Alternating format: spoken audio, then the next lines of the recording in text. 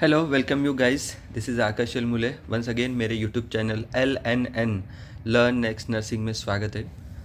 आज हम यहाँ पे डिस्कस करेंगे जननी सुरक्षा योजना, जो कि नेशनल रूरल हेल्थ मिशन के अंतर्गत आती है।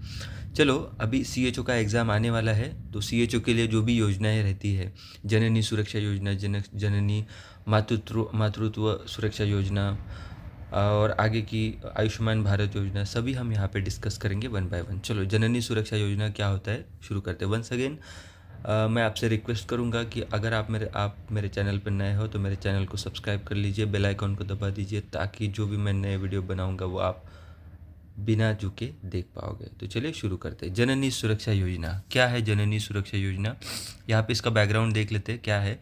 जननी सुरक्षा योजना ये it's overall umbrella of national rural health mission. Okay, एक प्रकार का वो सराउंडिंग है नेशनल रूरल हेल्थ मिशन को, जिसके अंतर्गत जो सबसे पहले एक स्कीम थी नेशनल मैटरनिटी बेनिफिट स्कीम, उसी को उन्होंने मॉडिफाई किया है लाइक जननी सुरक्षा योजना। Okay, while national maternity benefit scheme जो थी वो क्या करते थे, सिर्फ प्रेग्नेंट मदर्स को डाइट, जो अच्छा डाइट, बेटर डाइट प्रोवाइड करती थी, जो BPL फैमिली से आती थी उन लोगों को। बट JSY जो जननी सुरक्षा योजना है, इस तरीके से उन लोगों ने बनाया है कि इसमें डाइट के साथ कैश बेनिफिट भी दिया जाता है during antenatal as well as after the pregnancy. Okay, and institutional care के दौरान भी, और इन बिटवीन पोस्टपार्टम पीरियड में भी, और इमीडिएट पोस्टपार्टम पीरियड में भी सब कुछ दिया जाता है।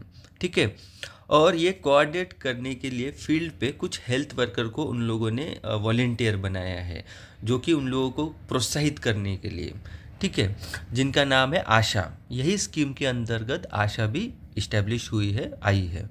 ठीक है, अब यहाँ पे देख लेते हैं, the JSY would be 100% centrally sponsored scheme. Okay, ये बेसिकली 100% सेंट्रली स्पॉन्सर्ड स्कीम है। ओके, सेंट्रल गवर्नमेंट स्कीम है ये वाली पूरी की पूरी।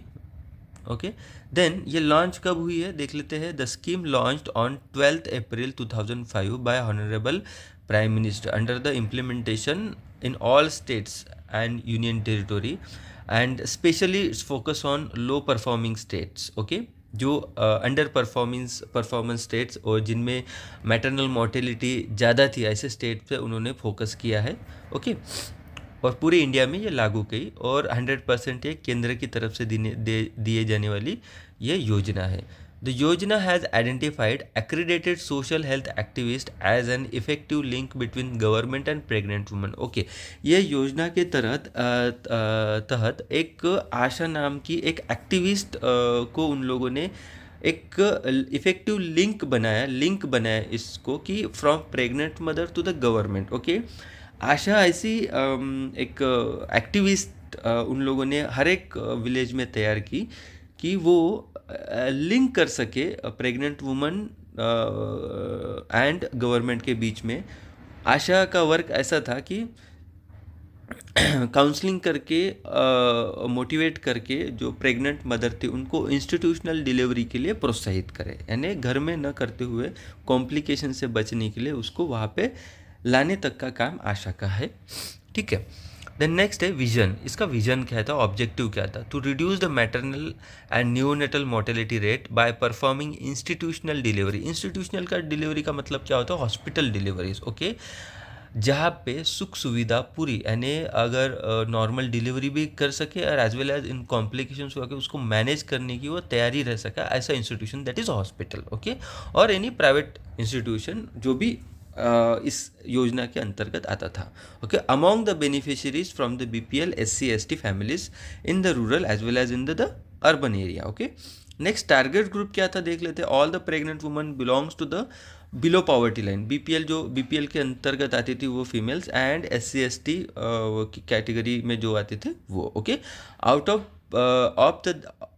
The age of 19 years and. Okay, जिनका 19 साल से ज़्यादा का एज होना चाहिए, 19 से नीचे नहीं होना चाहिए, फॉर रजिस्ट्रेशन इन जननी सुरक्षा योजना। ओके, एंड कब तक? 2 बच्चों तक ही सीमित था, तीसरे बच्चे के लिए JSY योजना लागू नहीं होती है। ठीक है, अब इसकी स्ट्रैटेजी, इम्प्लीमेंटेशन स्ट्रैटेजी क्या है? The scheme is applicable for pregnant woman at any number of deliveries from BPL SC/ST families in case of home deliveries only to the pregnant woman from the BPL family. Okay, यहाँ पे ध्यान करने वाली बात है, ये scheme किसके लिए अप्लीकेबल होती थी? Any number of deliveries from the BPL SC/ST. Okay, यानी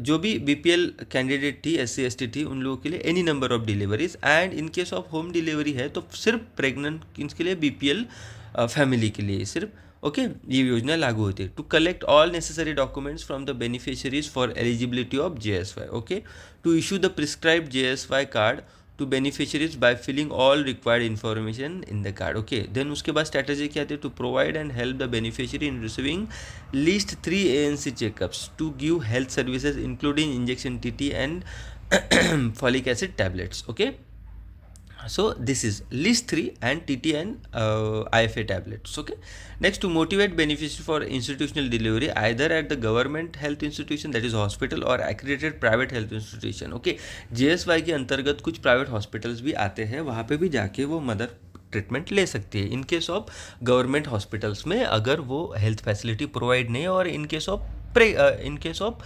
इमरजेंसी.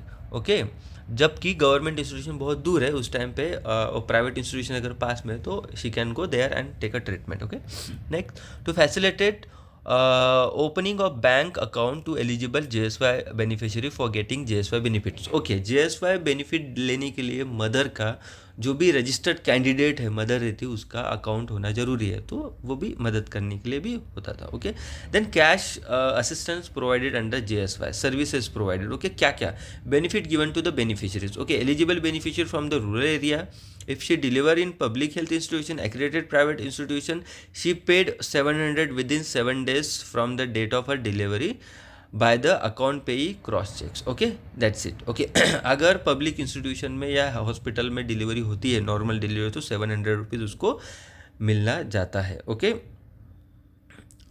देन उसके बाद eligible beneficiary from urban area, okay, उसको 600 रुपीज़ मिलता है after the 7 days of deliveries. Okay, in the account of payee. Okay, then the beneficiary from the below poverty line if she deliver at home. Okay, अगर घर में delivery होती है, okay, तो 500 rupees उसको मिलता है. Okay, 500 rupees, and in case of caesarean section होता है तो उसको 1500 रुपीज़ की बेनिफिट दिया जाता है. Okay, then benefits to ASHA worker. ASHA worker के लिए क्या क्या बेनिफिट है देख लेते हैं. ASHA worker, if ASHA worker is working in rural area, तो रूरल एरिया में उसको क्या कितना बेनिफिट रहता है? Okay, JSY along with the beneficiary. Okay, जो भी प्रेग्नेंट मदर है उसके साथ ही रहती है ASHA worker.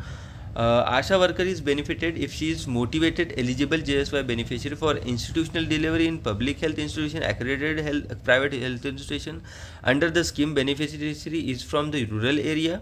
Asha work to benefit 600 rupees. Okay, rural area में आशा को 600 रुपीज़ मिलता है if she motivate to the mother for the institutional deliveries. Okay, तो उसमें से 600 रुपीज़ में से 300 रुपीज़ कब मिलता है? एंटीनेटल कंपोनेंट में. ओके, जब उसको शिफ्टिंग वगैरह करना रहता है उस टाइम पे. ओके, उसके बाद बाकी के 300 रुपीज़ कब? वो institutional facilitating institutional delivery. Okay, that means institutional delivery के टाइम पे, हॉस्पिटल में डिलीवरी के टाइम पे, she should be accompanied with the patient. Okay, that time. Okay, along with the her relatives also.